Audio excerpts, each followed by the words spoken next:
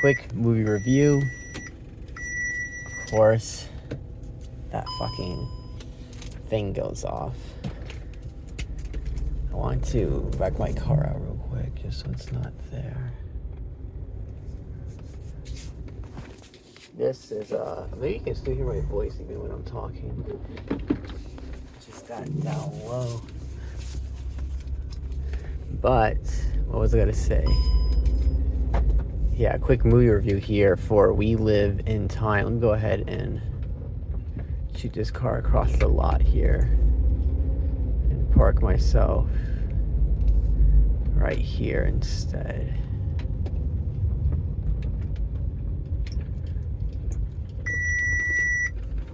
Oh my god, it's annoying as fuck. God damn it. Okay, now I can finally get to talking. It's a quick movie review because I kind of want to get home. I probably have to work. I think I work early tomorrow. I probably do.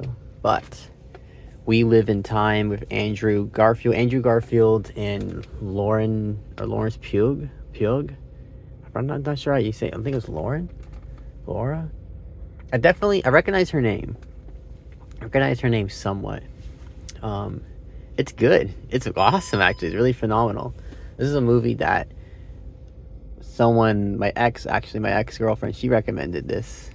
Where she saw it and she said it was good, and so I was like, okay, well, I guess I'm gonna see this at some point. And I saw it just now today, and it's good. It's really good. It's a really sweet movie. Lawrence, or her character, what was her character's name again? Almut. Her character Almut Buell, something like that. It's got the accent mark. It's got like 2 dots on the U, like an accent mark, right? So we know, like, her background, she's got to have some background of like some other, like, she's not English, right?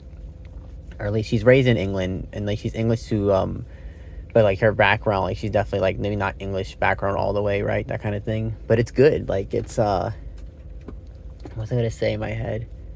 She died. I think she definitely died. And then we get that ending scene with the ice skater, and they're two there, and they let, it's kind of like maybe her letting her go, or she accepting her fate of, like, you know, because she says this when they get into an argument, because she forgets to pick up her daughter from preschool. And Andrew, obviously, he's upset about this. I think she even asks, oh, how did the girl feel? How did that woman feel? Because we see she's standing outside in the rain with the daughter. It's kind of funny that she's standing outside. I guess she was waiting for them to come, or maybe waiting for Andrew to come. He said, oh, it's okay, I'll be there, because she missed it. And the reason he says this, like, I went by the restaurant, you weren't there. And we learned, like, yeah, actually, you know why she wasn't there? Because she was training. Because Simon sends her the message, like, hey, you know, you want to join in on this? And she does tell him about it, but she said, oh, I already said no. But I guess that was a lie. Or maybe she did say no, but she reconsidered. I don't know what happened there. But basically, what you got to know is that she is training for the competition. And obviously he's upset about it, but hey, you're already doing it. I guess because she speaks her truth in that moment. She says, like, I don't want my daughter, like, I'm gonna die. I'm dying. I'm dying. I don't want it to be like my daughter. You know, I don't have nothing to show for it. Like, mom just gave up. Mom had cancer. Mom gave up and just waited for her to die. And that's because she, like she said, she can have 6 long agonizing months, or 6 long good months. Like, maybe you can have some good months. And because she has it first. She has it. We learned that I think she had cancer in both her ovaries or something. Or maybe it's the one ovary, but if she doesn't get rid of it, there's a chance that she can get it again. But she takes this risk. And I guess maybe she takes it kind of for him, actually. It's sort of an ode of love to him, because he wants to have kids. That's something that he's interested in. And for her, she's like, I'm not, you know, I didn't want to have kids, but I'm falling in love with you too. And I know you wanted to have a child, so maybe I will have a kid. And we know that they're in their 30s. I like when they get in this argument and she mentions the biological clock thing. It's like, oh my God, can we stop with this bullshit? Biological clock thing. It's something, I know it exists. It's a real thing. Right? And because we know, like, Andrew was previously married. It looks like maybe she had a homosexual relationship. Like, she also had a partner, because she has this woman that she's like kissing her on the forehead. So it looks like we get a little brief intro with her past, and she had a previous partner herself, just like him.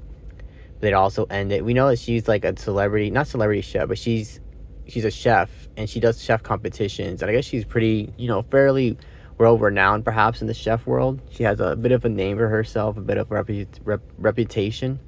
And this Simon guy, I get that's why he brings her. That's why he says like, "Hey, Team UK can really use you." And I like that she gets that other girl to go with her. Like we can see like she's a younger woman like than her, and sort of like she mentors her. That was sweet when she hugs her and she says, "I'll see you soon," as when she takes her hat off. That was like the sign of like, oh, she's leaving. I don't know if they won. I don't think, it wasn't even about winning. It was about proving to herself she can do something she loves one last time, right? And I think that's why she does give up at the end. Not give up, well, I guess, some sense I kind of guess give up. I mean, I guess it looked like maybe she was feeling kind of under the weather, and maybe that was her sign. She's like, that's a sign, that's my body telling me that I need to, okay, now I really need to sit back, relax. I think she passes away. We don't get a confirmation necessarily, but I feel like when we get that overhead shot and we know that she would go on a run and she would run with that overhead shot, because we saw that earlier in the beginning of the film. Because like we're living at her house in the city, but then we get like this house in the countryside, which I'm guessing this is the house later in life they get, perhaps. It's like a little farm. They got chickens on there. Got a dog now. It's on the house, but the ceilings are low, right? It's an older home. The ceilings are low. But what was I thinking of? Yeah, we don't see her in that shot. It's early morning. That's like, oh my God, she was running. She would have been in that scene, right? Running that early morning sort of thing. But she's not there. And so I feel like that was an ode of like, maybe she passed away. She did have that condition, and she had it before, actually. We saw this in the film when they're when they're getting intimate, and we see him kiss the scar that she has from the one ovary, which is like the left side, like one of her, and the doctors tell her that the doctors mentioned this to her, where they can remove both of them. They can remove both the ovaries, the uterus, everything. So you won't have kids. You can still have sex, your vagina will still be there, but you won't have the parts that goes beyond that. The parts to bring life into this world, to help foster it. But she knows that he wants to have kids.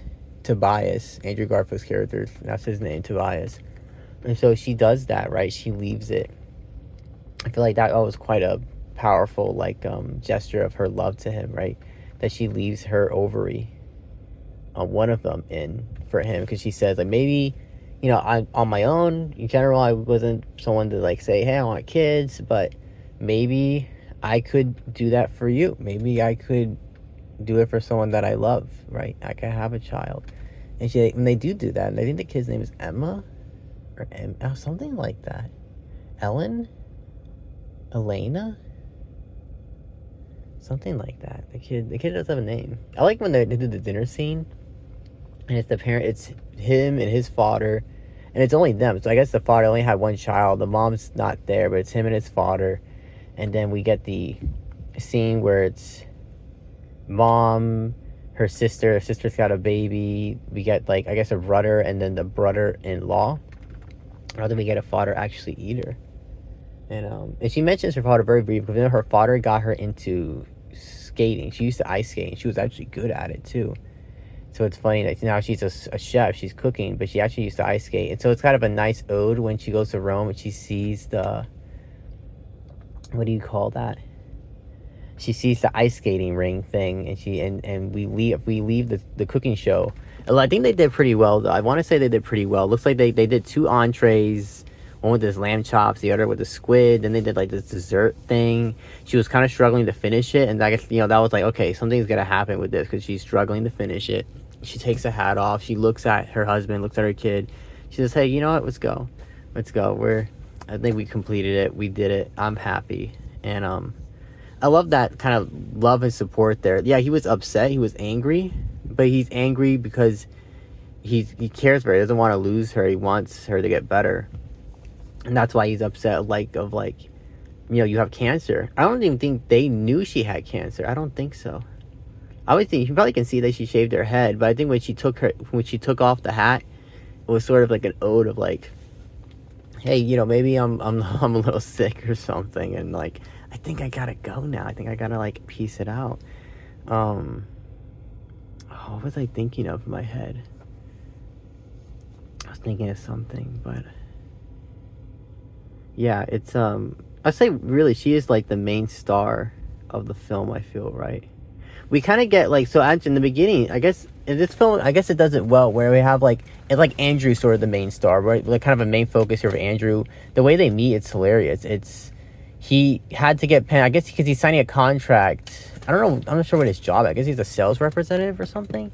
It's like for this company that sells cereal or cookies called Wheaties or something, Wheat Thins, and he needs to sign. He's in a hotel room, right? He's got to sign this paper, like it's the contract of employment, and he his pen leaked. We already established that his pen was busted. Then he goes to get another pen. Doesn't have no ink in it. He gets this pencil that just happens to be in the drawer. So random. That shit fucking breaks. He gets frustrated. You can feel his frustration in this scene.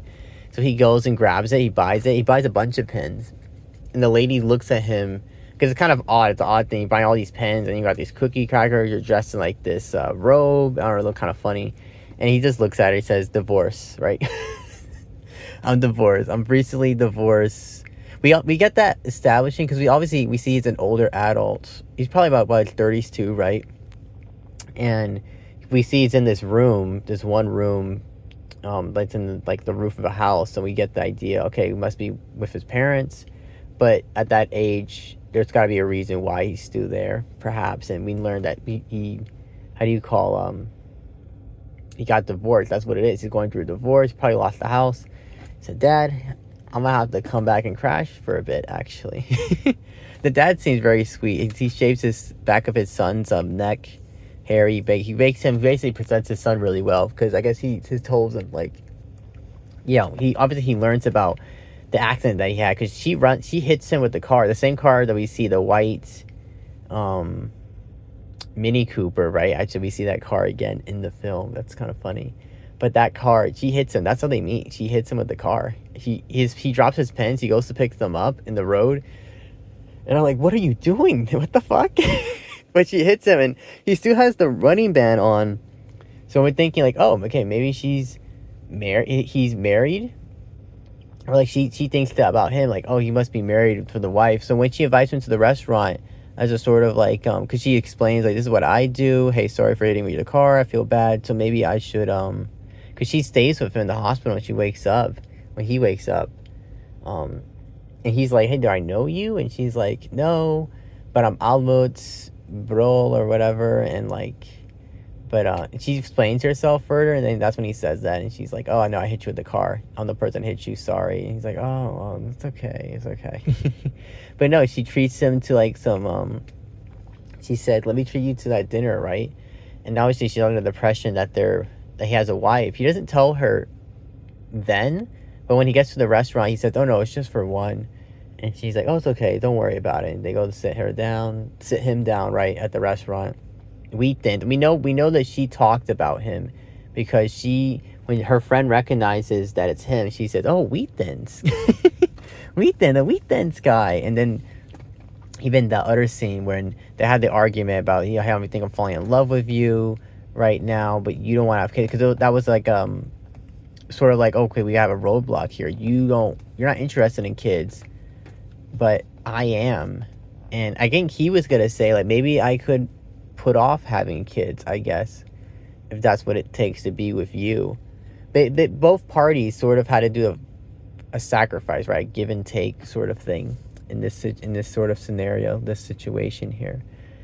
But nah, this film, my God, what can I say about it? What can I think about it here right now? This movie, what was I thinking? Yeah, she tells him like the little it was like a little sample or something of this German sausage, and she comes up, hey, how you doing? Man, I'm sorry your wife couldn't make it. And that's when he tells her like, actually, there is no wife. I'm divorced. Like, I like he says, we're technically we're still together, but we're not together, right? I think he said, he said legally. I think he said legally we're not together, but we're still together. I think he said it's like on the opposite. Maybe they're hanging on to each other, but legally we're not together. So like it doesn't fucking matter anymore. And then obviously we get that whole one night stand type thing. But is it a one night stand? That's gotta kind of get like the ode of like, I like when he's gotta leave. Just like, I guess make it a one night stand. I'm gonna leave. But she's like, well, why you gotta leave? She gotta go something. And he's like, actually, no, I have nothing going on. But unless you have something, she's like, no, I don't have anything. I don't have anything. We get this, and then they hang out a little bit more, and they get to know, and then they have sex again. So then it becomes, okay, well, now it's a fling. Right now, it's something a little more, and that's when it's kind of like that for love at first sight, that chemistry that you get with someone right off the bat type of thing. And that's what we got with this film, right? And it feels kind of genuine and natural, I feel like. And there was the wedding. That's what it was. It was June 6th. The competition, instead of doing the wedding, actually, they do the competition instead. Because the competition actually lands on June 6th and 5th, which was like their wedding days. One of the days for their wedding or something. Because he proposes to her. He says, well, I guess I got married to you. I like that they actually had a kid before getting married. I like that they did this. Maybe it's a common thing now. Especially in like the modern day, right? We're getting in relationships, and we're like married, but we're not legally married, but we're basically kind of married, right? Probably a common thing, I guess, for a lot of people. But what was I thinking of in my head? I was thinking of something.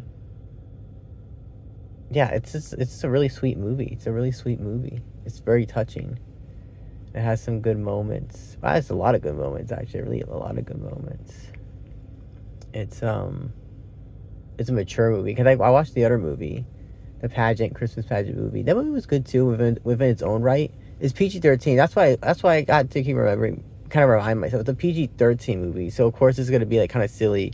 The Herman and Zelda are just so bad kids, and like this is about, since like I'm kind of getting off topic here, right? I'm talking about the other movie, but all you gotta know is this movie is it's a good movie. And so usually I don't go for the lovey-dovey movies, but I said, well, let me get this one a chance. Let me see it. And that was kind of my main motivation. The girlfriend said, ex-girlfriend, she said, hey, it was good. And so I said, okay, I guess I'll see it. I can do a double feature today. So I saw that movie. I'm actually glad I did. It was a really, really good movie. It's a very sweet movie. That concludes my review. Thank you for listening.